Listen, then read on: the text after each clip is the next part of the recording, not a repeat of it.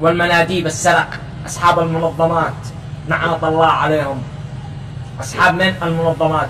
مش على ان انا يعني انا اتحاكى ان انا ما مسك، انا اللهم لك الحمد لا كل عالم فضل ومغلق، بس انه على سن الفقراء والمساكين.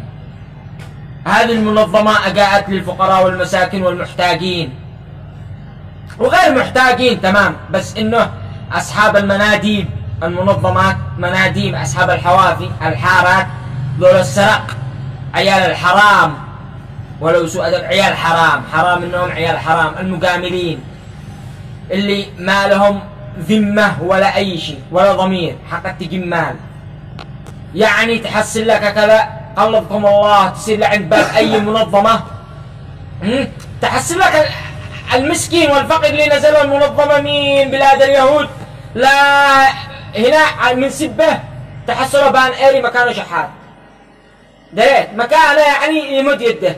طيب وتجي تحصل لك اللي معه الفراري والفلل والسيارات وكل شيء يجي يدخل لك وراح يستلم، وهذاك مكانه، والشحات يجي مكانه، والمسكين يا اخي هذا عنه غلط، يعني مش انه بالقصد انه شحات ولا ما شحات، بس انه المسكين يجي تحصل المسكين مكانه ما دي جده لمن؟ لهذا الغني. يعني المنظمة قاعدة لمن؟ انا ما ادريتش كيف يعني قاعد هذا. طيب تجي عند مندوب الحاره تجي تسجل، يعني مثلا المساكين كانوا يجي يسجلوا لك عند مندوب الحاره خلاص يجي يسجله بمنظمه واحده. طيب المنظمه الثانيه تجي تسجل يقول لك ها والله انه يطلع اسمك مستوج، والله انه اسمك مدري ايش، وهذاك ابن الحرام انا لا اعرف واحد تمام ما نسيش نقوله، يعني مكانه يستلم من جميع المنظمات. وعلى المسكين يعني وهذاك يعني غني صاحب سيارة وويلات وهذا ويجي يستلم جميع المنظمات، واللي هو مسكين ضابح جالس لك جالس مكانه ميت جوع.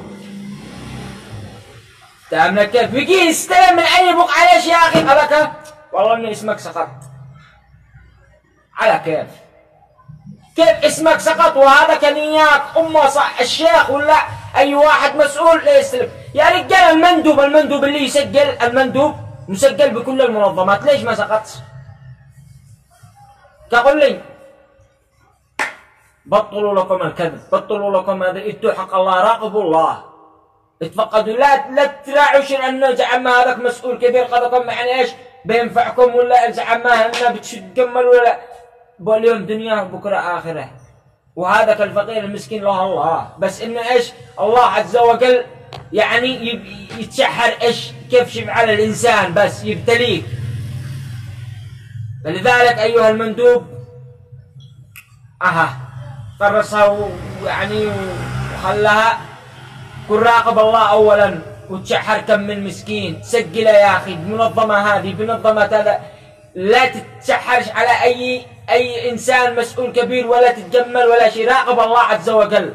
وكم من انسان اقسم بالله اننا خزنا وياهم يا رجال ناس عزيز النفس، مش انه ماشي شغل بس تيجي تسال يقول لك يا اخي رحت لنا المنظمه وهذا سجلونا وبالاخير يجي يقول لك اسمك سقط. على كيف؟ وهذا ناس فلان بن فلان شيخ ولا مسؤول كبير تحصله باول الباب مراعي مطوبر يجي يجنب لك بالسيارات ولا هذاك، وهذاك الفقير والمسكين وهذاك هو. يعني هذه المنظمة قاعدة تتجمل ولا قال المسؤولين. فلذلك أيها المناديب يعني عاد الشرح طويل بس احنا اختصرناها. راجعوا كتاب الله، رجعوا إلى فقد الفقراء والمساكين، لا تحملوش الذنب، لا تحملوش الذنب.